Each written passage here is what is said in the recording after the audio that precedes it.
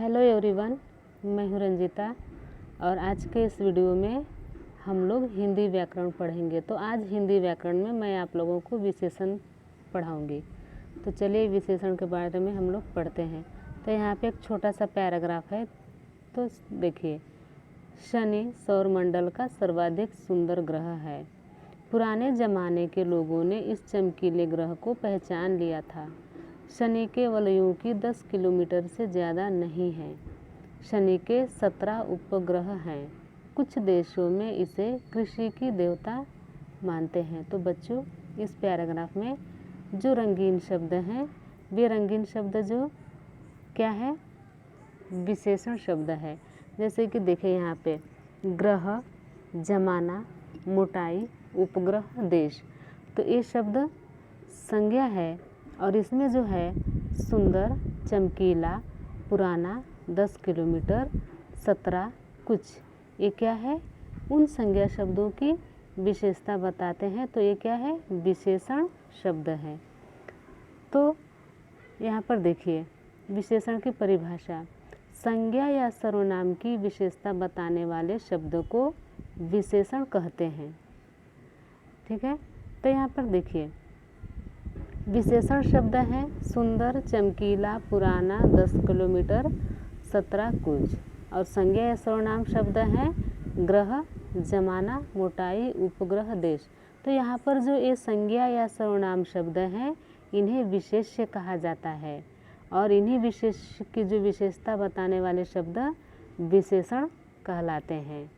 तो यहाँ पर ग्रह, जमाना, मोटाई, उपग्रह, देश ये क्या है, विशेष्य है। और सुंदर, चमकीला, पुराना ये क्या है, विशेषण शब्द है। ठीक है, तो विशेषण के भेद, तो विशेषण के 4 भेद है: गुणवाचक विशेषण, परिमाणवाचक विशेषण, संख्यावाचक विशेषण, संकेतवाचक या सार्वनामिक विशेषण। ठीक है, तो चलिए सबसे पहले हम लोग गुणवाचक विशेषण के बारे में पढ़ते हैं।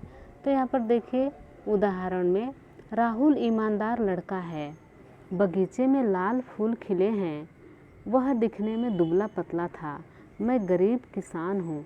तो यहाँ पर जो है बच्चों देखिए पहले वाक्य में लड़का, तो लड़के का यहाँ पे गुण, ईमानदार क्या है, गुण जो है विशेषता है। बगीचे में लाल फूल, तो फूल की जो विशेषता बता रहा है लाल, यानी कि यहाँ पे रंग बता रहा है। और वह, उसकी विशेषता यहाँ पे क्या है, दुबला पतला, तो यहाँ पे आकार बता रहा है। और गरीब किसान, तो किसान की जो है अवस्था बता रहा है गरीब। तो इस तरह से गुणवाचक विशेषण की परिभाषा जो है, जो विशेषण शब्द किसी संज्ञा या सर्वनाम के गुण, दोष, रंग, रूप, आकार, अवस्था आदि बताते हैं, उन्हें गुणवाचक विशेषण कहा जाता है। तो गुणवाचक विशेषण के कुछ शब्द जो है यहाँ पर है, देखिए गुण। तो गुण में जैसे शांत, नम्र, न्यायी, दयालु। दोष, तो दोष में हो गया आपका बुरा, दुष्ट, कायर, दुर्बल। आकार, तो आकार में जो है तिकोनी, गोल, चौकोनी, टेढ़ा मेढ़ा। अवस्था, तो अवस्था में बूढ़ा, स्वस्थ, हल्का, भारी, युवा। तो इस तरह से देखिए बच्चों, सारे रंगों के नाम विशेषण होते हैं, सारे स्वादों के नाम भी विशेषण होते हैं। जैसे सारे रंगों के नाम में लाल, पीला, हरा, नीला। और सारे स्वादों के नाम में जैसे खट्टा, मीठा, नमकीन, तीखा। स्पर्शवाचक शब्द भी विशेषण होते हैं, जैसे ठंडा, गर्म, नरम। ठीक है, तो ये भी विशेषण होते हैं। उसके बाद है यहाँ पर संख्यावाचक विशेषण। तो जिन विशेषण शब्दों से किसी संख्या का बोध होता है उसे संख्यावाचक विशेषण कहते हैं। तो जैसे यहाँ पे देखिए संख्यावाचक विशेषण के 2 यहाँ पे उपभेद है, निश्चित संख्यावाचक, अनिश्चित संख्यावाचक विशेषण। तो चलिए निश्चित संख्यावाचक विशेषण में, मोहन 8वीं कक्षा में है, मेरे पास 50 रुपये हैं। तो यहाँ पे 8वीं और 50 हमें निश्चित संख्या का बोध कराते हैं, इसलिए क्या है, निश्चित संख्यावाचक विशेषण है। ठीक है, और निश्चित संख्यावाचक, श्रवण के पास बहुत खिलौने हैं, मेज़ पर कुछ पुस्तकें रखी हैं। तो यहाँ पे बहुत और कुछ जो है हमें किसी निश्चित संख्या का हमें यहाँ पे ज्ञान नहीं हो रहा है, इसलिए ये क्या है, अनिश्चित संख्यावाचक विशेषण है। अब यहाँ पे देखिए ध्यान देने योग्य कुछ बातें हैं। तो ध्यान देने वाली बातें देखिए, सारी संख्याएं निश्चित संख्यावाचक विशेषण होती है। जैसे 0, 1, 2, सैकड़ा, हजार, करोड़, 10, 50, ये सब क्या है, निश्चित संख्यावाचक विशेषण है। सारे क्रमवाचक शब्द भी निश्चित संख्यावाचक विशेषण होते हैं। जैसे क्रम में हो गया पहला, दूसरा, तीसरा, चौथा, पाँचवा, छठवां, सातवां, 11वां, 12वां, ठीक है, तो ये भी संख्यावाचक विशेषण होते हैं। सारे आवृत्ति बोधक शब्द निश्चित संख्यावाचक विशेषण होते हैं। जैसे दुगुना, तिगुना, चौगुना, तो ये भी संख्यावाचक विशेषण होते हैं। उसके बाद संख्या समूह बोध कराने वाले शब्द भी निश्चित संख्यावाचक विशेषण होते हैं। जैसे दोनों, तीनों, चारों, दसों, ठीक है, ये भी होते हैं। अपूर्णांक बोधक शब्द भी निश्चित संख्यावाचक विशेषण होते हैं। जैसे आधा, पाव, सवा, तो हमें ये भी क्या हो गए, संख्यावाचक विशेषण हो गए। अब उसके बाद जो है परिमाणवाचक विशेषण।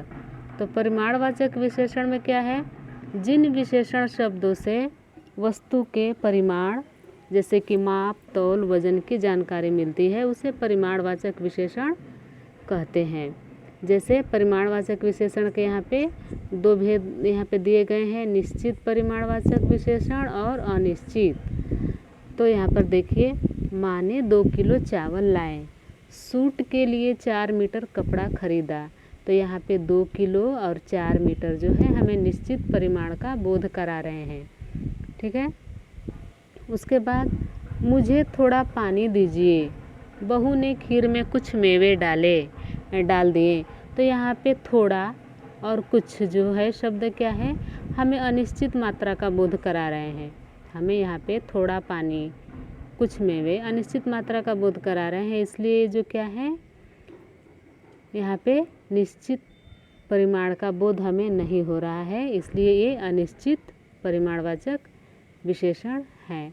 उसके बाद जो है संकेतवाचक विशेषण या सर्वनामिक विशेषण। तो इसमें जैसे देखिए, जो सर्वनाम शब्द विशेषण का कार्य करते हैं उन्हें सर्वनामिक विशेषण कहते हैं। तो देखिए, उस लड़के को मत मारो, इस जगह पर मत बैठो, यह गुड़िया मेरी है, वह घोड़ा तेज दौड़ता है। तो यहाँ पे लड़के की विशेषता उस शब्द बता रहा है और उस शब्द यहाँ पर क्या है, सर्वनाम है।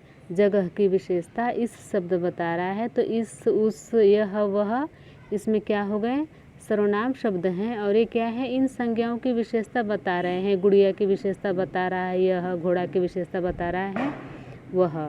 तो इस तरह से सर्वनामिक विशेषण ये हो गए। तो सर्वनामिक विशेषण संज्ञा की ओर संकेत करता है।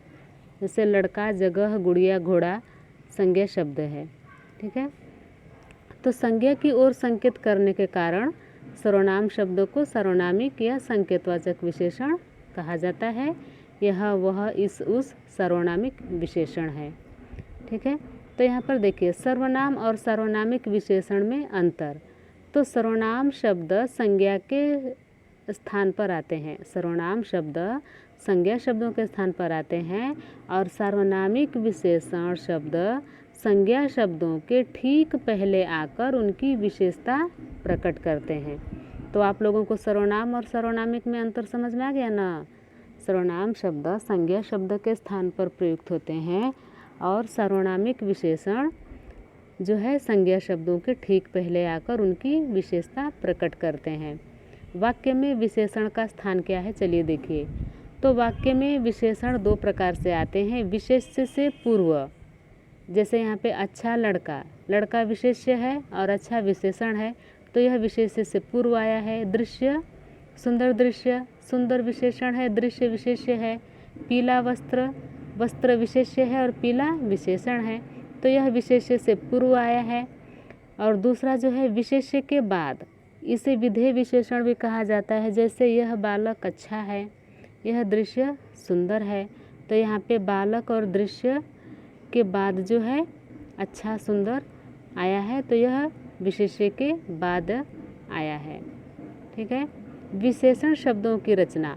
संज्ञा, सर्वनाम, क्रिया, अव्यय आदि शब्दों के साथ उपसर्ग, प्रत्यय आदि लगाकर विशेषण शब्दों की रचना की जाती है। ठीक है, तो चलिए हम यहाँ पर विशेषण शब्दों की कुछ रचनाएं करते हैं। जैसे संज्ञा शब्दों से विशेषण शब्द बनाना। दुख संज्ञा है तो इसका विशेषण हो गया दुखी। वर्ष संज्ञा है, इसका विशेषण वार्षिक। पेट पेटू, ग्राम ग्रामीण, परिवार पारिवारिक, मामा ममेरा। तो इस तरह से संज्ञा शब्दों से विशेषण की रचना। अब जो है सर्वनाम शब्दों से विशेषण की रचना। यह ऐसा, वह वैसा, कोई कैसा, जो जैसा। तो ये सर्वनाम शब्दों से विशेषणों की रचना हो गई। अब क्रिया शब्दों से विशेषणों की रचना करते हैं। भूलना क्रिया शब्द है, भुलक्कड़ विशेषण। खेलना खिलाड़ी, लड़ना लड़ाकू, खाना खाऊ, अड़ना अड़ियल, बेचना बिकाऊ। तो इस तरह से क्रिया शब्दों से विशेषणों की रचना हो गई। अब अव्यय से विशेषणों की शब्द रचना। ऊपर ऊपरी, नीचे निचला, आगे अगला, भीतर भीतरी।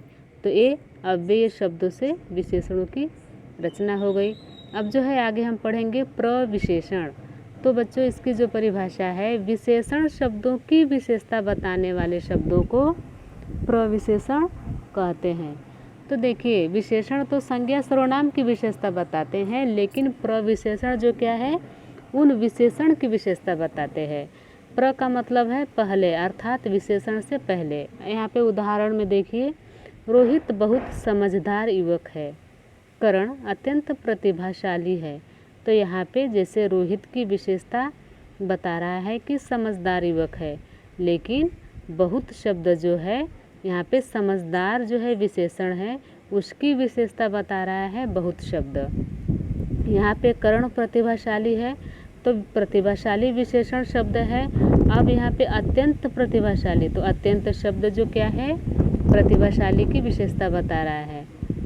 तो आगे जो है देखिए, विशेषणों की तुलनात्मक अवस्थाएं। तो विशेषणों की जो है तुलनात्मक अवस्थाएं 3 प्रकार की होती हैं।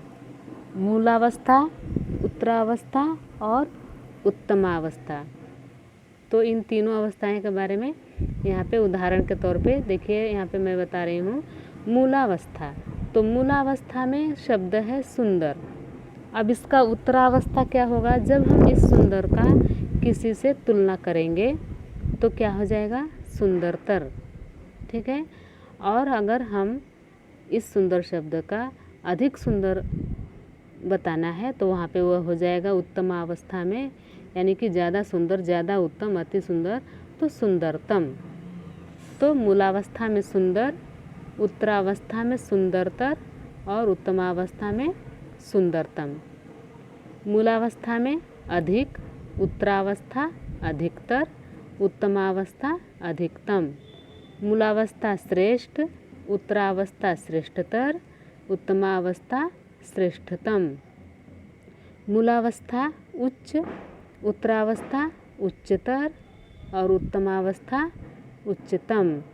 मूलावस्था लघु, उत्तरावस्था लघुतर, उत्तमावस्था लघुतम। तो इस तरह से ये जो है विशेषण शब्दों की अवस्थाएं हैं। और किसी भी मूल शब्द का जो है हम जब उसका अवस्था उसका रूपांतरण करेंगे तो उत्तरावस्था में तर शब्द होगा और उत्तमावस्था में तम शब्द लगाकर इसकी रचना करेंगे। तो ठीक है बच्चों, तो ये हमारा हो गया विशेषण। और आप लोग वीडियो को अच्छे से देखें, ध्यान से देखें, सुने और पढ़ें। ठीक है, थैंक यू।